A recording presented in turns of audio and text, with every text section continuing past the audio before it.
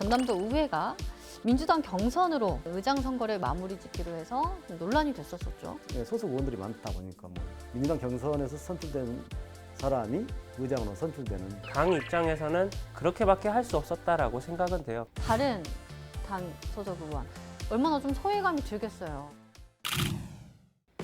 모르는 것보다 아는 게 더 많다. 자팍다식한 기자들의 신개념 토크쇼 전남 기자회견.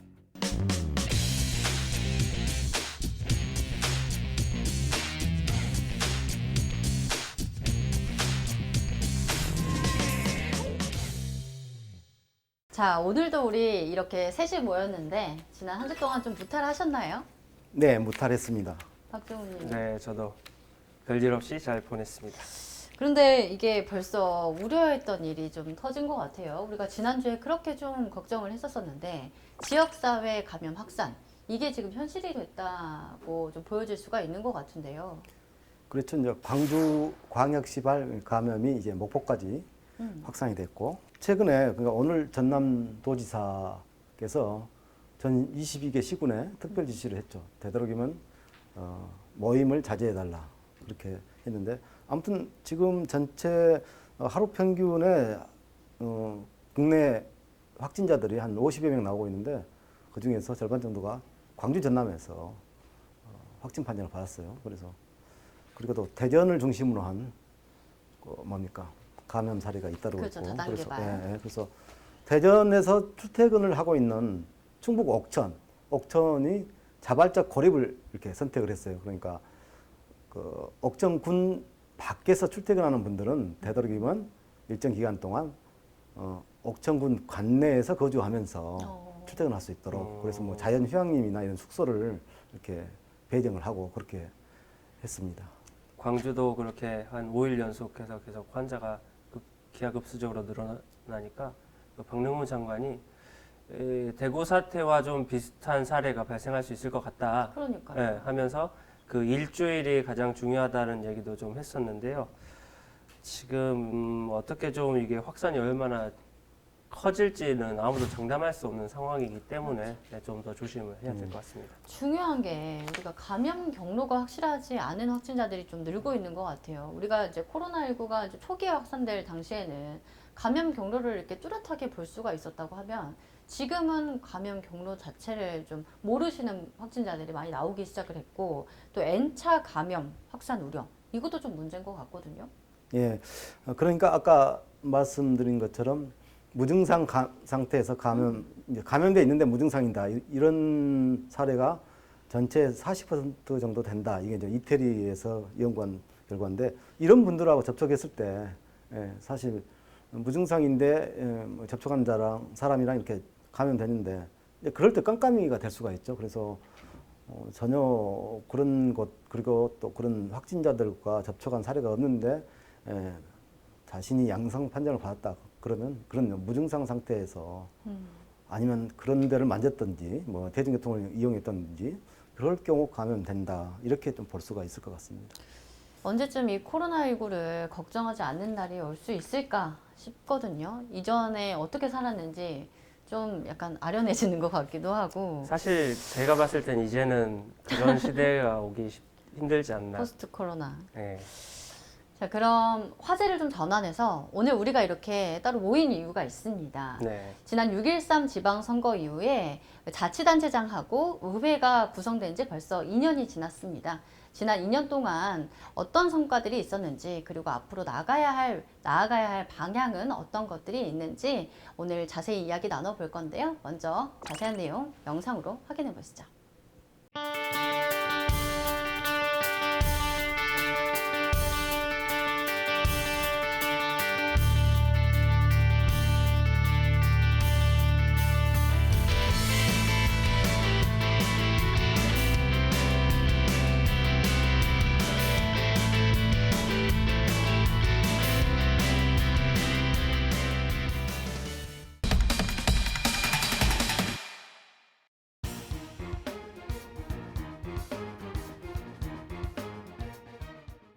자, 그러면은 우리 의원들 왜 그렇게 의장직에 목숨을 거는지 이 이야기부터 좀 나눠봐야 될 것 같아요. 사실 좀 아시는 분들, 좀 관심이 있는 분들이 보시기에는 의장 하면은 관용차 타고 비서진 좀 꾸려져 있고 네. 이 정도로 아시는 분들 많거든요. 근데 자세한 권한이 어떤 것들이 있는지 모르시는 분들이 더 많을 것 같은데 이야기해 주시겠어요? 사실 지방의 의장이 지방 지자체를 감시하고 견제하는 그 수장의 역할을 하게 되죠. 근데 사실상 이렇게 지자체 중에서 이제 기초 지자체는 시장 군수와 같은 어떻게 보면 동등한 선상에서의 어떤 위상이 보여지고 도지사하고 도의 의장하고 같은 어떻게 보면 그 선상이 되는 거죠. 그러다 보니까 어떤 권위의 문제가 있고 그러니까 의장을 하는 것을 어떻게 보면 가문의 영광, 본인의 명예 이렇게 이제 어떻게 보면 경력이 되는 거죠. 그래서 여기에 더 목을 매는 경우가 많지 않은가 이런 생각이 해봅니다. 제가 좀 찾아보니까 의장이 되면 도대체 뭐가 좋은가? 대형급 승용차로 관용차가 한 대 정도 나오고. 나오고요. 그리고 업무 추진비로는 뭐 지방 의회나 뭐 광역마다 좀 다를 수 있지만 한 그죠? 200에서 한 300 그 그죠? 뭐 더 될 수도 있는데 그 정도 금액을 업무 추진비로 받는다고 해요. 한 달에? 네. 그렇 아, 급여 외에 급여 외에 업무 추진비를 뭐 매달 분기를 그렇게, 네. 이렇게 받는 거죠. 그런데 중요한 건 그냥 일반 의원은 한 달 월급이 200에서 300이라는 그렇죠. 거예요. 연봉 4천이 안 되는 분들이 예. 있으세요. 뭐 다른 뭐 수익이 있을 수 있지만 어쨌든 의장이 되면 그 수익 이외에도 그 정도 돈이 좀 들어올 수 있고요. 우리 그 해당 그 자치단체 지자체에 의원들이 있다면 뭐 경제위원회, 관광위원회, 기획위원회 상임위가. 상임위가 많이 있잖아요. 그분들을 또 구성할 수 있는 권한도 의장이 가지고 있다고 해요. 그렇기도 하고 또 의장이 또 주류 아니겠습니까? 그렇죠. 그래서 또 따르는 의원들도 많이 있을 거고 그렇기 때문에 좀 더 좀 힘이 작용하는 게 아닌가 싶은데 이 의장을 자리를 거머쥐게 되면 앞으로 이제 또 민선 8기 선거를 앞두고 한 2년 정도가 남은 거잖아요. 이 지방선거하고도 좀 직결이 될 수 있을 것 같아요. 뭐 그렇죠. 통상 이제 현안 사업을. 도의회 의장을 하신 분들이 뭐 국회의원이나 아니면 이제 기초지자체장, 시장 군수 선거에 나오는 경우가 굉장히 많죠. 그래서 예, 그런 어떻게 보면 디딤돌, 발판 역할도 할 수가 있죠.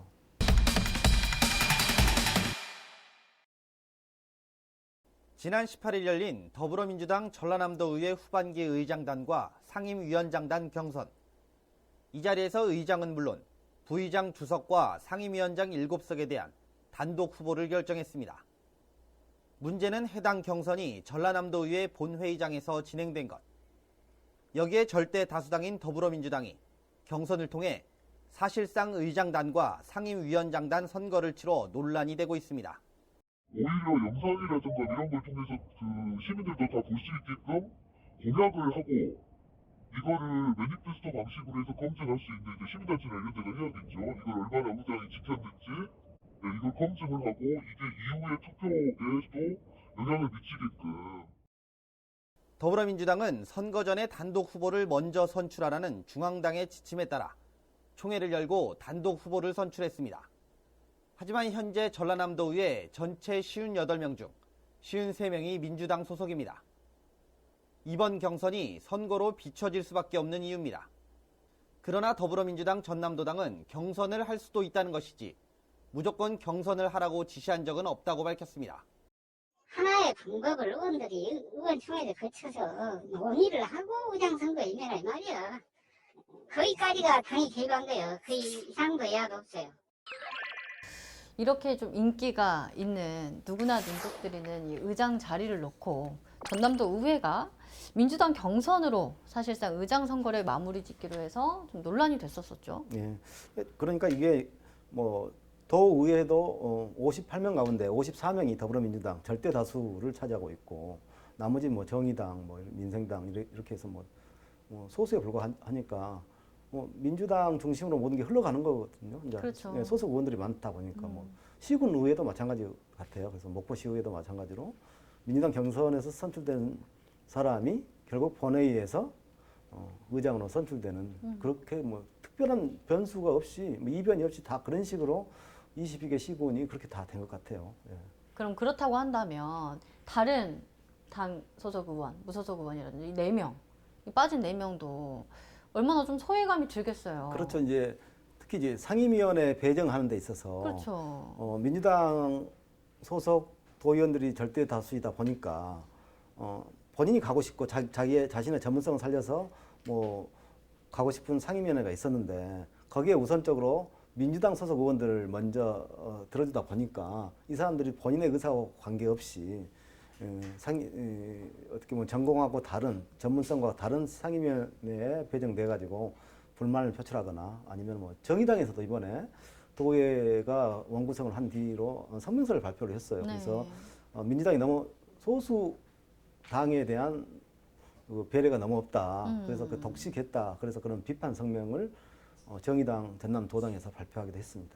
근데 사실 이게 민주당 의원들이 의장, 그다음에 뭐 상임위원회 뭐 위원장 이 자리를 독식을 했었던 게 어제 오늘 일만은 사실 아니에요. 근데 우리 전남 지역 같은 경우는 파란 깃발이 좀 휩쓸다 보니까 더 이번에 좀 이슈가 된 것 같다는 생각이 드는데 민주당 차원에서 먼저 의장 선거 전에 단독 후보를 선출을 하라 뭐 이런 중앙당 지침이 있었다고 하던데요. 당연히 정당이니까 먼저 그 같은 당 소속 의원들이 여러 사람이 나오는 것보다는 사전에 교통정리 차원에서 정당에서 그렇게 하는 것은 내가 보기에는 아주 자연스러운 일이에요. 그래서 일단 예선을 치르고 본선을 치른 거. 그러니까 뭐 지방선거 하듯이 그렇게 할 수 있는 방법은 나는 그게 부정적으로 볼 필요는 없다 이렇게 봐요. 예.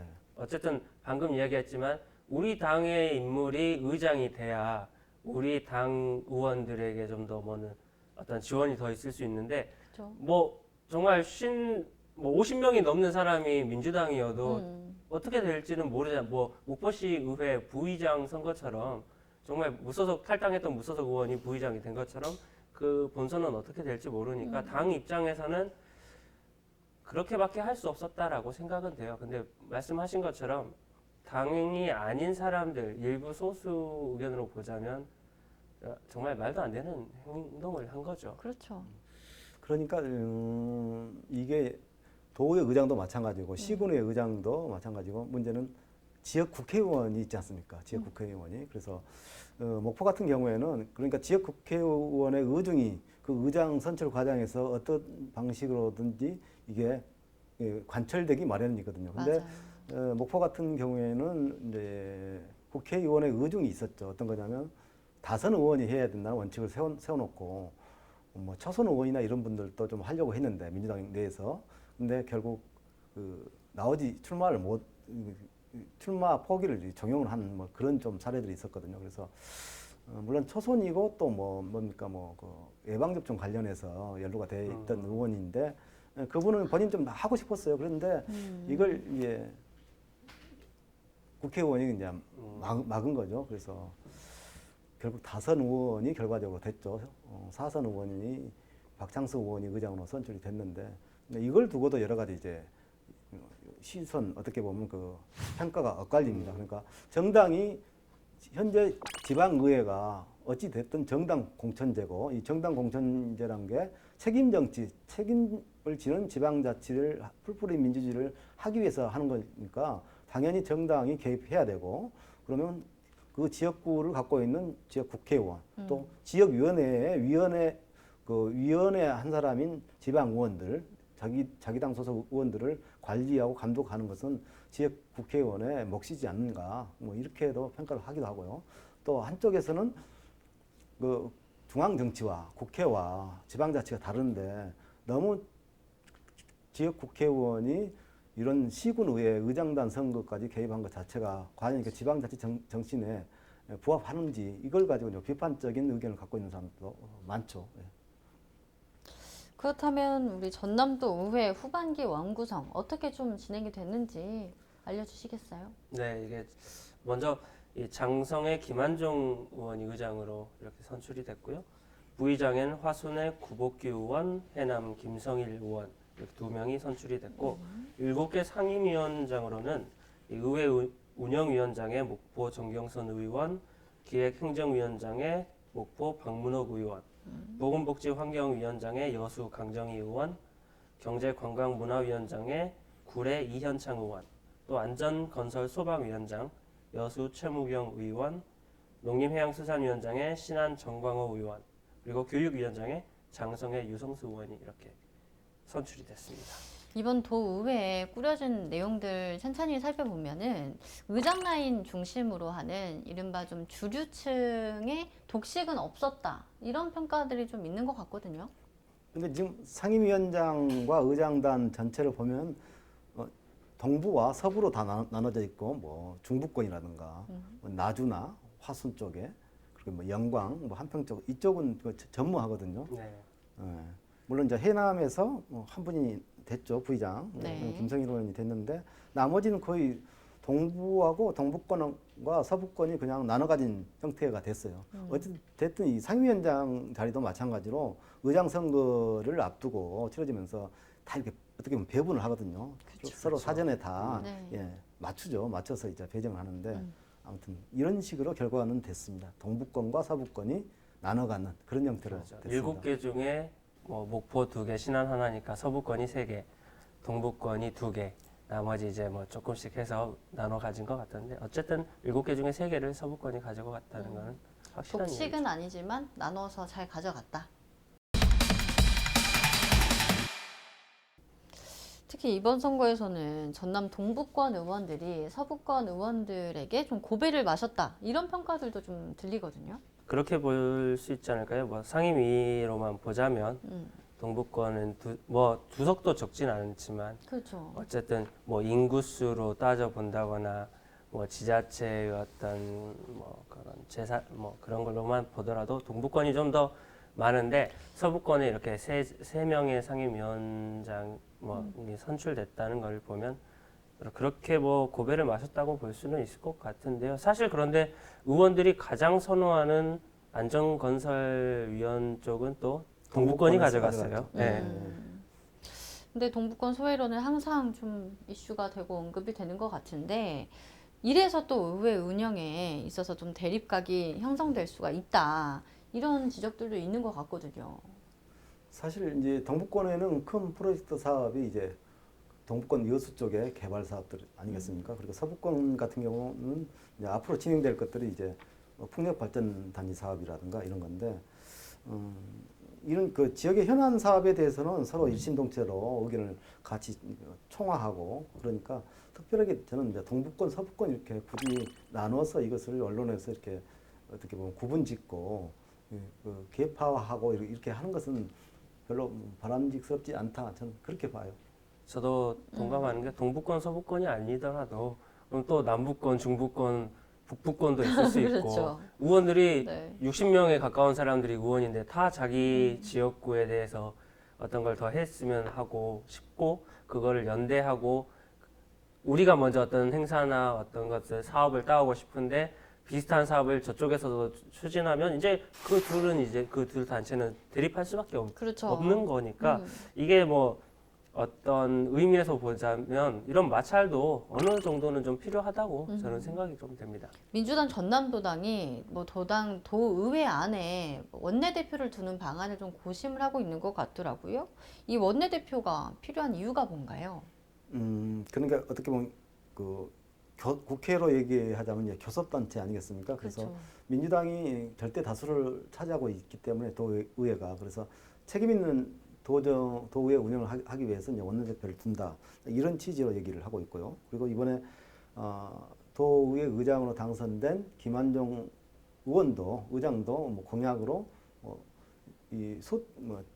주민들과 소통을 강화하기 위해서 대변인실을 두고 또 22개 시군에 뭐 민원 소통실, 도민들과 이렇게 아무튼 이렇게 상시 있게 소통할 수 있는 그런 기구를 만들겠다 그렇게 지금 공약을 했거든요. 그래서 원내대표나 뭐 이렇게 대변인 그리고 뭐 주민 소통실 이게 자체 다 소통을 위한 그리고 또 원활하게 도의회를 운영하기 위한 하나의 방법이다 이렇게 보고 싶습니다. 후반기 전남도 의회는 무엇보다도 더 좀 모범적이고 좀 활동적인 이런 모습들을 보여주셨으면 하는 바람입니다. 저희는 다음 시간에 다시 찾아뵐 건데요. 다음 시간에는 자치단체장들의 지난 성과를 살펴보는 시간 갖도록 하겠습니다. 지금까지 전남 기자회견이었습니다. 다음 시간에 다시 만나요.